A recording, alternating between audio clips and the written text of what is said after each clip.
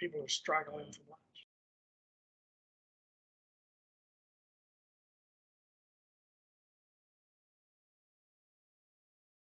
I'll go ahead and start. My name is Randy Gibbons. Company's Terra Applied Systems. I remember there. So the title isn't exactly what I prepared for, but it sort of is. We've been working in California a lot the last 2 or 3 years, helping set up the open path perimeter systems around refineries.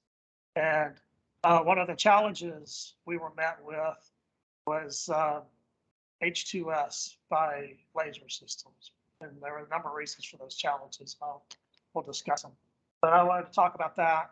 And the reason we kind of jumped into it was because doing Fenceline perimeters around refineries for H2S is really good.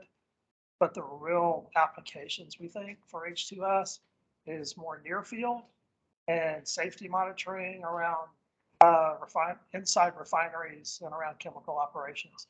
And so we went into it to optimize it and make it work for the perimeter, but more to have an application that's broader. So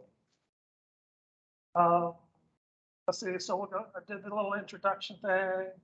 I guess I was supposed to do a bio, and I wrote one. It's here somewhere. I could read it.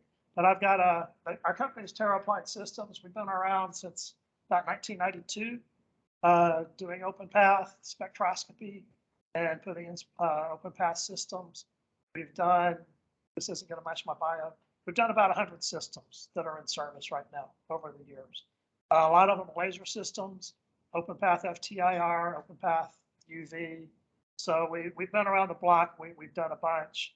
As far as the California, which it's built for the California systems, I think we've been part of 9 of the, 10 or 11 refineries in California at this point, as far as designing and things to go, what goes in, how it's mounted, and then getting it started up and transitioning to operations, or transitioning from one company to another in a couple of cases.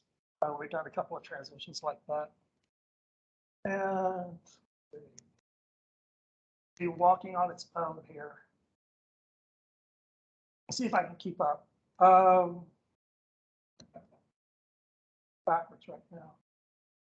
Okay, introduction. Talk about tunable diode lasers. We've done a whole lot with tunable diode lasers. We're in Lake City. Our biggest market is particularly toxic gases, HF, hydrogen fluoride, and anhydrous ammonia, and acrolein, and gases like that. Unisearch Associates, that was good timing. They're in Toronto, Canada. They're the manufacturer of the laser system that we've been using, H2S, out there. And they've been in the game a long time. They know what they're doing. They've been really supportive. So let's talk about open tunable diode laser spectroscopy. This might be kind of dull and boring and technical. There was early development in the open path laser spectroscopy. Southwest Research had a big part of it. A lot of the people that worked at Southwest at the time have gone to these other companies, Physical Sciences Incorporated, Unisearch, Boreal Laser, NEO, and I was going too fast, so I'll back up. Doing the TDLS area monitors, the first applications, a lot of them were put in by Southwest Research for people who just came out of there. And it's mostly around refineries. And they looked at HF, hydrogen fluoride, because there's a particular hazard and a need for fast detection. And they also looked really hard at H2S with, let's say, very limited success. And that's what we had to address. So the early installations for Fenceline systems, the first real permanent installation that I know of was at Unocal Refinery in Rodeo, California. And this was really irritating, but anyway, we'll work with it. Unocal had like a 16-day release, releasing sulfurous gases and making people sick, and they denied it, and so they were forced to put in a Fenceline system. And H2S was part of it. We were the primary contractor on that job. So the first one we put in was Boreal Laser, and We actually had to talk to Boreal Laser for about 2 months before they'd go in there. Unisearch said, "Oh, we can do it for you. It'll cost $450,000 a path. We're going to take over your project." Boreal said, "Oh, we could do it, but we're really a research house." But they ended up, with me being very persistent, selling us the 4 units of about $45,000 each. And they went into service in 1996. And the H2S systems are still in service, but that's about to change. We've done quite a bit of H2S installations since then. It's mostly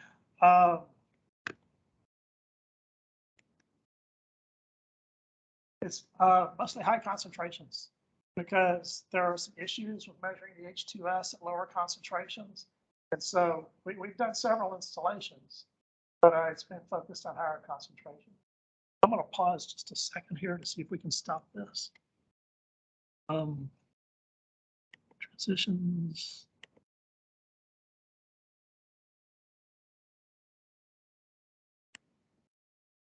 Let's see if that'll do it. I thought I could talk fast enough, but I'm not that good. The other workaround is. Right. Well, I tried to apply it to all the slides. We'll see if that works real quick. If it doesn't work, then I'll do exactly what you said. Thank you. So Unical Refinery was the first. It was the Fenceline system. Shawnite Refining, they had some leaky fin fans, heat exchangers. So we put some systems on that. And that's where we more or less confirmed that the detection limit was somewhere around 100 to 200 ppm meters, because that's where, when we see something show up, we can actually confirm that it was there. ExxonMobil was an early adopter.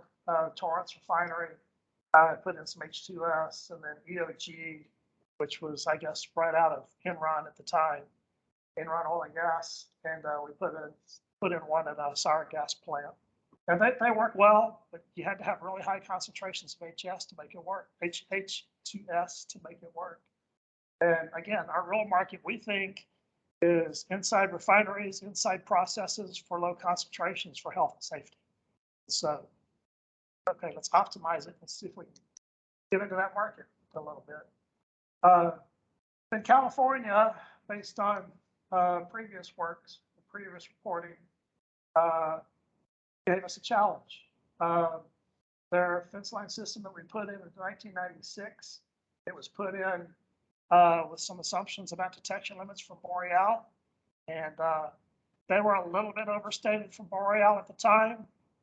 Later, there were some modifications made to it, which even significantly more overstated what their detection limits were. So the operator out there had been reporting detection limits that were much lower than they could actually measure. And so what did? They write regulations around what had been reported, expecting that to be correct. So they wrote regulations there that could not be achieved by any working system time. So it caused quite a furor out there when that happened. Unisearch was identified as having a system that might actually be able to do it. And so we went and we talked to Unisearch, and I believe that they had the technology and tools to make it work. So we kind of started investing in them as a product for our near-term Fenceline goals, as well as the longer-term goals around refineries and short path operations. So we went into it. Unisearch was unproven on the Fenceline. They didn't really have a good Fenceline system, especially with H2S. And we've done enough Fenceline systems and open path systems. We know that you don't just walk in and set it up and run it. That just doesn't happen. And we didn't have clear specifications from California. Even the detection limits from the area districts, they kind of bounced around. The requirements were a little bit fuzzy. So, we had to go in looking at that. The data systems, there were some challenges with that we had to meet that we didn't know of at the time. Short path performance, which was our real interest, was at first pretty sketchy. It was noisy, and it didn't look like we could get useful limits at first. But I thought the technology was there, so we kept going. And so we started field testing with the Unisearch. And worked out installation issues, worked out environmental problems that contributed to it, and eventually got it to where we could meet the Fenceline requirements. And doing short path tests, we can get similar detection limits in short paths, which makes it useful for health and safety applications. Okay, so here's where it can get pretty technical. It might be boring for some of us. The problem with the Boreal unit that they had been using, and with most of the other systems out there, is they don't do a real absorbance spectroscopy. They do what's called wavelength modulation. And so they'll modulate the laser and shoot it through the space, and they look for a compression in that wave modulation.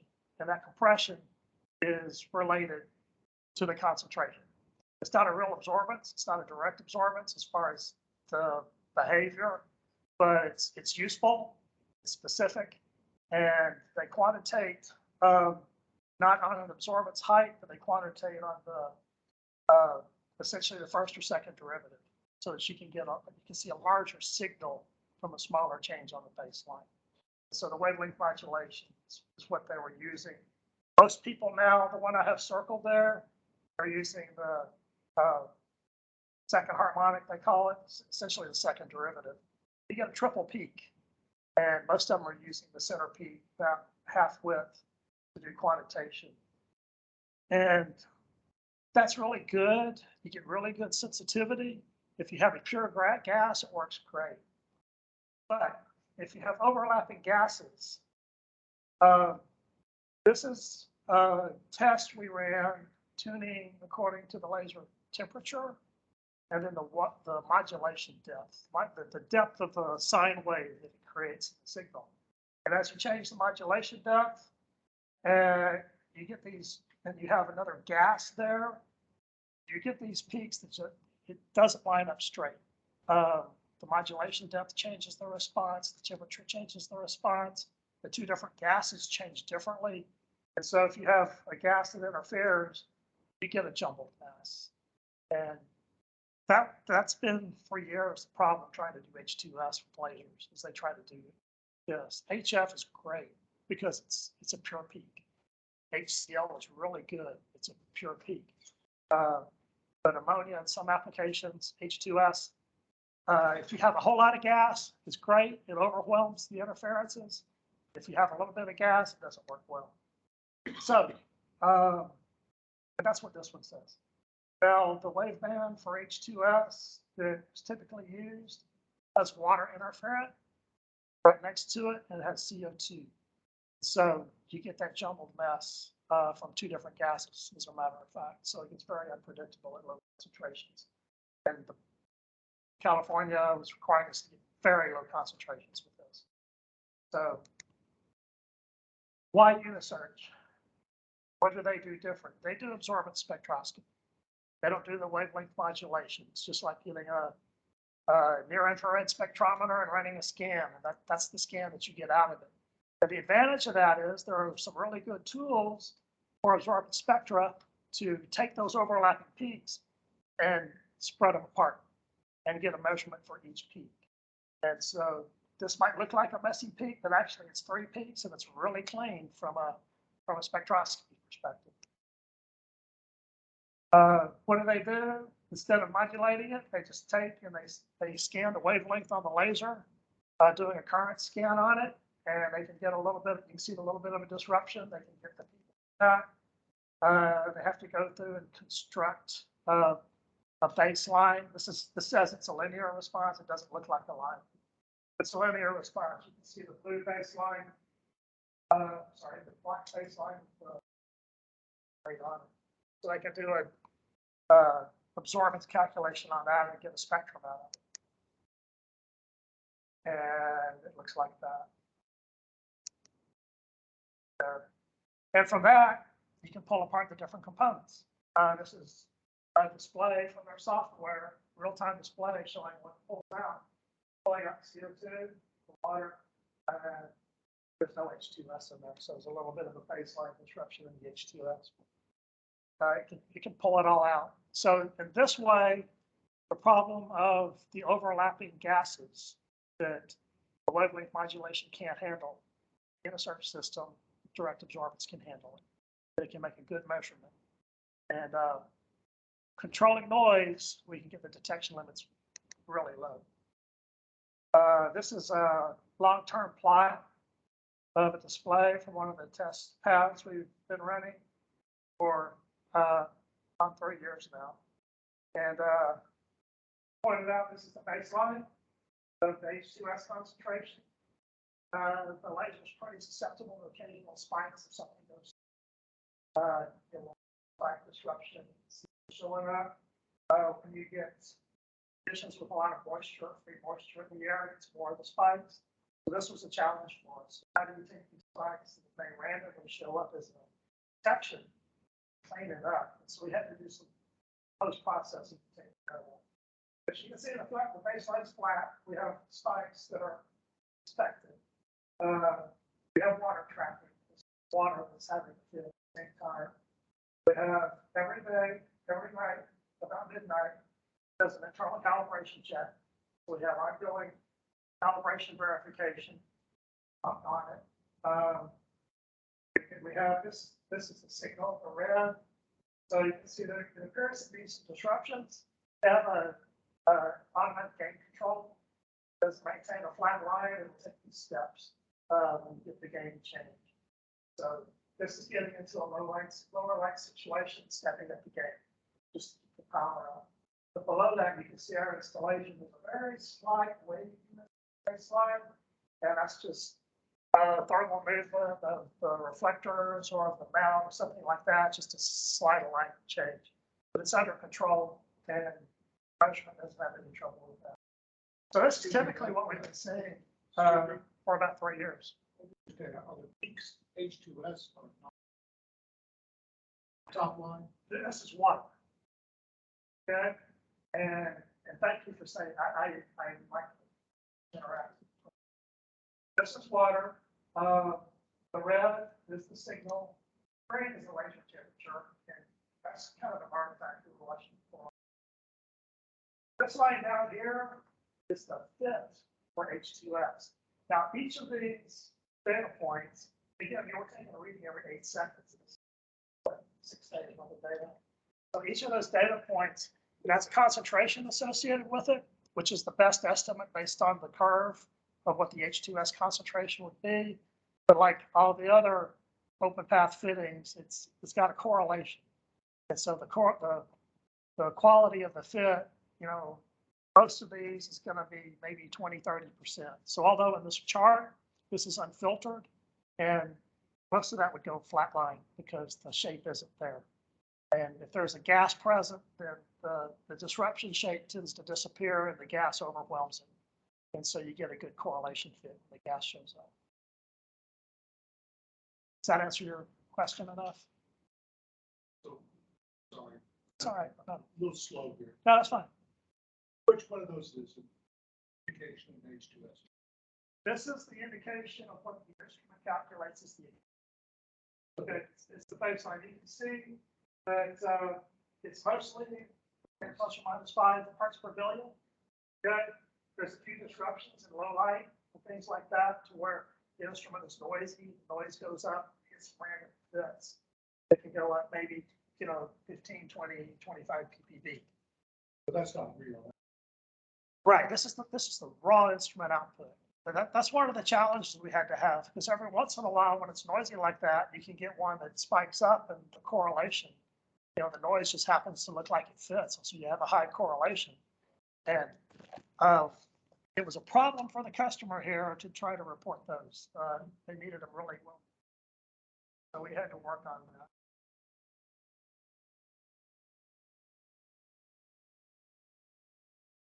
So bottom line is 0. Yeah. So the peaks above that were This one? no bottom line. Bottom line? So there. Yeah, this is -50, this is +50. I did that because I like to see. This is a correlation fit of a curve. So sometimes it fits negative, sometimes it fits positive. And I always want to see, do I have something dipping down? Is it balancing more or less around that center? And we're showing 8-second responses. Our port to the client system is 5-minute averages. And so you take these things, you average them for 5 minutes, and they go. The nature of the laser measurement, it's very fast. It's a little bit noisy, so you have to average some time to really understand it, unless you have a really big. Address. So below the zero line, is that noise then? Really, this is all noise. Because it's got a shape, and you see it's got a little bit of a depression here. And in this case, for measuring a curve, there's a little bit of window noise there, more than we like to see. So you kind of land just in the wrong spot and you have a small variability. So that's why it can go a little bit plus and a little bit. The other thing is the detection limit. The detection limit determination is kind of strange. They want to take this baseline noise, and this is standard method. Take the baseline noise, take a sample for say 5 minutes for a certain number of points, and take the average of the standard deviation, multiply by 3, and you get a detection. And so this is one of the issues with the system that we had to address is we need to know the detection limit in this noise period here is going to be a lot different. So what we had to do is pull the data from the instrument and start keeping running statistics. Every measurement. You have to filter every measurement, determining is it a spike, is it really out of control, or is it a non-detect? And we use that non-detect to keep our running detection. So we started having to run a lot of real-time statistics. Every 8 seconds, we get a point. Every 8 seconds, all these statistics have to be filter the next detection. That was one of the challenges. You know, in a lot of systems, like in a laboratory, you can look at this, and an analyst can say, yeah, I can see the baseline's fine, right? But when you break this apart into 8-second segments, and you're having to report to the public whether or not you have a detection, well, you need to make sure. So before we report, we're doing quite a bit of post-processing. I had a conversation not too long ago with a guy from Boreal, and they updated their systems. One of the issues they were having trouble with, and it's just part of the nature of the laser system. And I'm talking to an older Boreal guy who's working with this now. He said, yeah, they have to substitute it. So it's normal. And I'm showing you the dirty raw stuff here. But this is what it looks like. So what's the lower detection limit? I'm sorry? What's the lower detection limit? We're calculating, we take a day's worth of data and calculate the average minimum detection limit. We're running about 3 parts per billion on a 1,000-meter path, 940-meter path. Say 3 or 3 parts per billion. The initial goal of the district was 30 parts per billion. And the new specification was somewhere between 3 and 25. And so just looking at this, you can see, well, all of our peaks are between 3 and 25. So you're easily going to make that. And when we do an average 7 different days spread out over a month, and over one of them comes out between 2.5 and 3.5 parts per billion. But I thought the limits on H2S were typically Yeah, they're really tight. And I mean, this is down below odor threshold. And then it gets to a whole other question, you know, what's exactly the odor threshold and what's exactly the detection limit? Because taking a baseline noise, saying you can detect a little bit above that, well, the problem, you can see that it's there, it's a detection limit, not a quantitation limit. So it's still pretty fuzzy what the concentration is. And so when we do a buck test, it's down near the detection limit, about 60 parts per billion, we have more variation than I would like to see. And some of it has to do with how it assigns baselines. Some of it has to do with the sample delivery system, trying to deliver 60 parts per billion H2S. So it's an interesting challenge. It has been.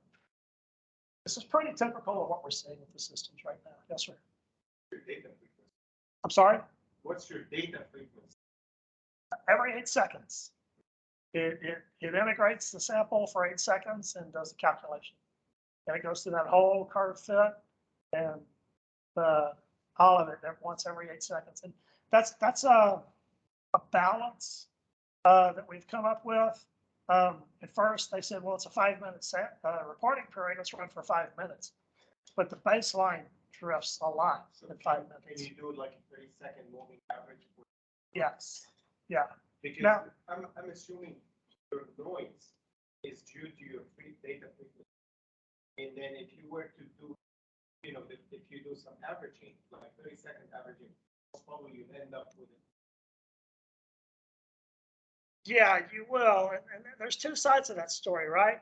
Because, okay, if I need to make sure I explain the world where we come from, we're dealing with laser systems monitoring HF, and 30 seconds is a really long time. Right. When you have an HF leak. No, depending.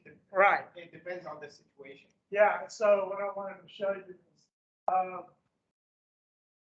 this baseline that it's constructing is a little bit volatile. And so the more frequently we can have it update the baseline, the more stable our ongoing response is over that baseline. And so we've tried 30 seconds, we tried 3 seconds, we tried, several time periods of integration. And we found that between trying to keep the baseline stable and having enough samples to keep that noise down, we've settled on 8 seconds. And we tried 6 seconds, and it was just a little bit noisy. So it's pretty empirical, honestly. But it also gives us a nice number of data sets. So the raw data is not 8 seconds. It's that single scan, the ramp. I don't remember. Honestly, I'd be lying if I told you what it was. I don't remember what it is. The way you described it, that you were able to read 8 seconds was optimal. Yes. Average, and so that's why. Yeah, I'm thinking it's probably in the order of 10 hertz. A lot of the other systems are 10 hertz, but I'd have to verify with the Unisource to see what frequency they're doing that ramp scan on.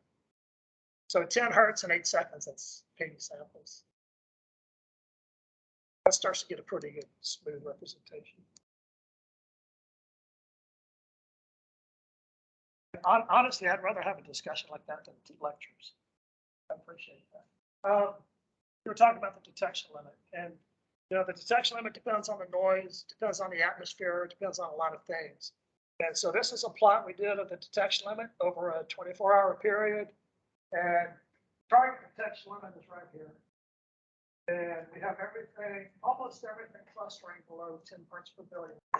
And when you do the math, it doesn't look like it. There seems to be a baseline offset here. It calculates out to this one 2.54 parts per billion on the detection limit for that day.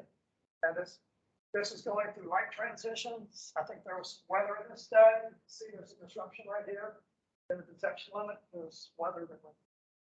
So it's doing pretty well. And if this is scaled to 1,000 meters, okay, if you scale this to 10 meters, it's 2.5 parts per.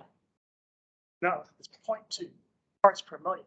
Which, if you go into a refinery or a chemical plant where they're worried about H2S safety and hygiene, that's a detection limit you can work with. You can do some real safety monitoring. So, how are we doing on time? I think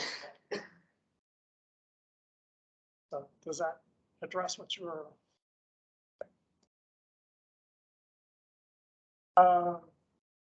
So anyway, this is what the specifications fill out after we did our testing, and the district finally came out with some specifications that we had to meet, which were set against an air optic system, actually a development system they've got, which seemed fairly impossible. But then I started looking at our statistics and our data, and we fill in at or better than those statistics. Just trying every case. On good days, our detection threshold detection is 1 part per million meter. which on a 1,000-meter path, which was modeled on, is a part per billion. So we can see disruptions on a good day, but you can see from the noise, it's not always a good day. So that's why we have to do the real-time detection. What we had to do, and I mentioned this before, I call it our data accumulator.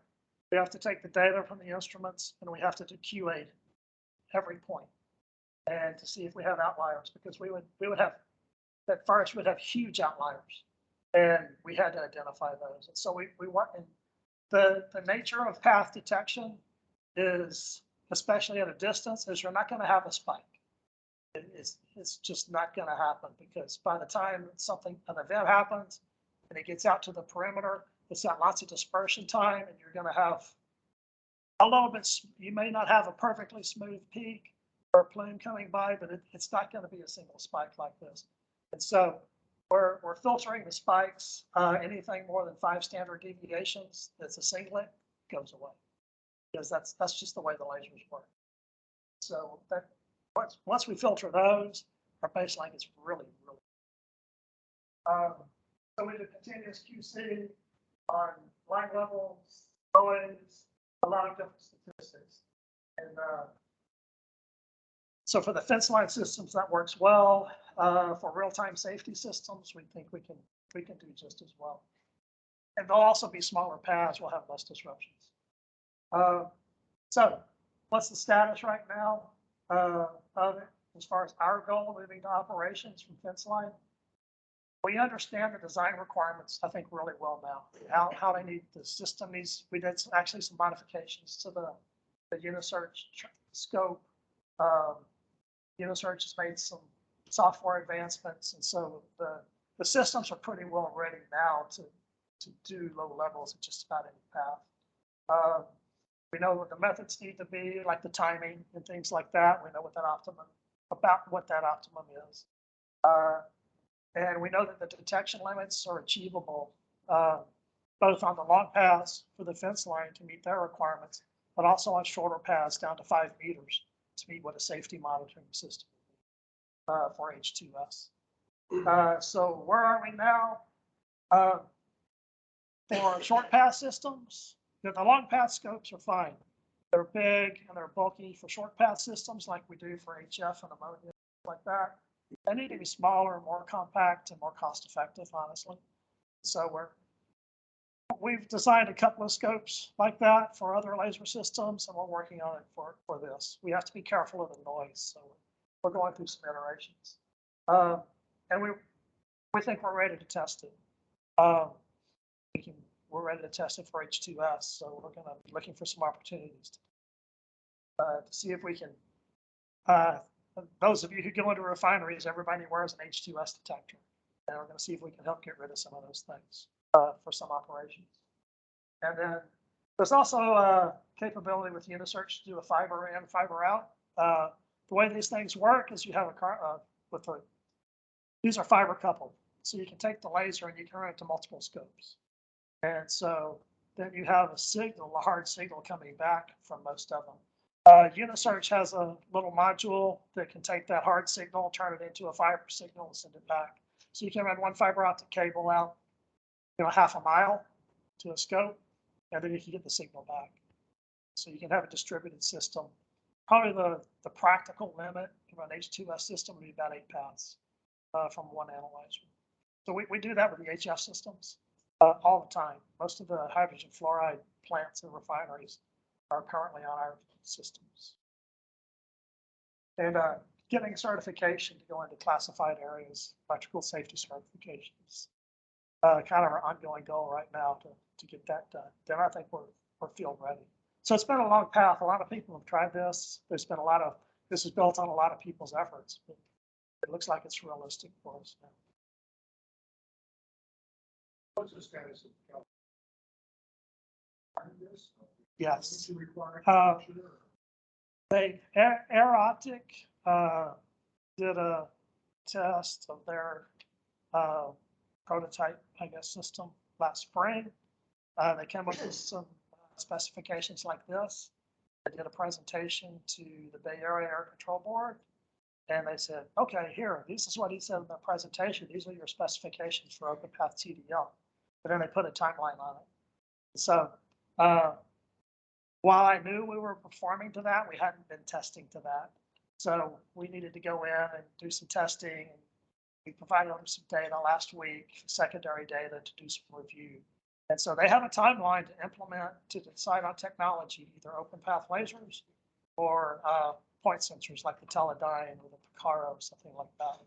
And their timeline for full implementation, I think, is the next year, so, or early next year. So it's happening.